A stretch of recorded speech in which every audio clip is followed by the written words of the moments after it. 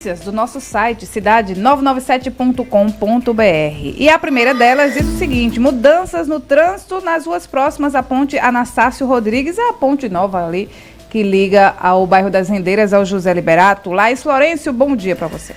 Bom dia, Renata, bom dia, Vitor, bom dia a todos que nos acompanham. Olha, para ser motorista aqui em Caruaru tem que estar sempre atento, porque todo dia é uma mudança nova no trânsito. Então a nossa dica é você ficar ligadinho no site da Rádio Cidade, que a gente está sempre trazendo por lá, como a gente vai fazer agora, né? A gente hoje fala sobre a ponte Anastácio Rodrigues, lá no bairro José Antônio Liberato, né? E serão invertidos os sentidos de circulação.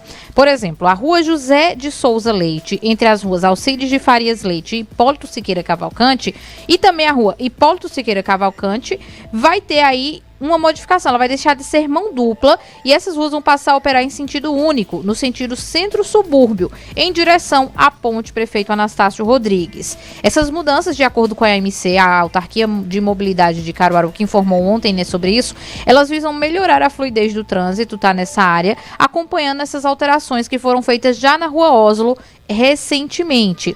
Com a rua José Luiz de Souza Leite, todas vão formar um binário de acordo com a AMC. Inclusive, Renata e Vitor, a gente tem lá no nosso site um mapa que mostra as modificações dessas ruas. Então, se você passa com frequência nesse local ou se você vai uma vez ou outra, é importante estar atento para não pegar uma contramão ou causar um acidente ou até mesmo ser multado. Então, acesse agora cidade997.com.br para verificar direitinho esse mapa e ficar por dentro das alterações. E pelo menos um agente de trânsito orientando, né? É importante. Evitar os problemas, pelo menos nesse começo. Né? Laís, vamos falar agora sobre uma outra questão, uma questão preocupante.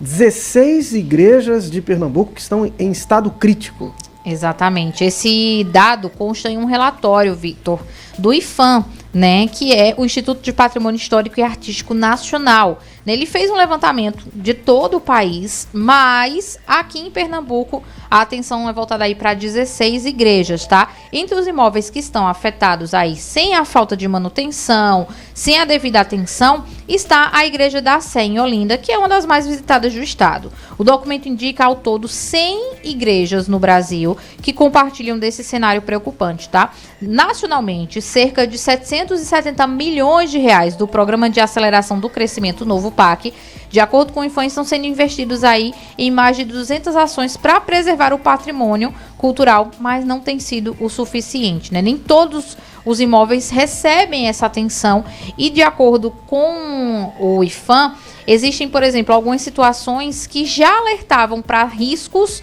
e que não foram atendidas, como é o caso da igreja lá no Pelourinho, a igreja de São Francisco, em Salvador, né, que recentemente o teto desabou e acabou matando uma turista paulista. Então, lá no nosso site hoje a gente traz os dados desse levantamento, né, e a gente aproveita esse espaço aqui para pedir às nossas autoridades mais atenção com esses espaços que carregam a nossa história, principalmente, né, Recife e Olinda, por exemplo, quem passeia pelas igrejas de lá consegue saber um pouco mais sobre a história do nosso estado, como eram as pessoas que chegaram por aqui. Então é importante a gente falar disso para chamar atenção, né, e quem sabe mudar essa realidade e no futuro a gente não ter mais nenhuma igreja aí precisando de reparos e atenção. Aproveito para convidar vocês para acessarem cidade997.com.br e ficarem bem informados além da nossa programação. Obrigada, Laís.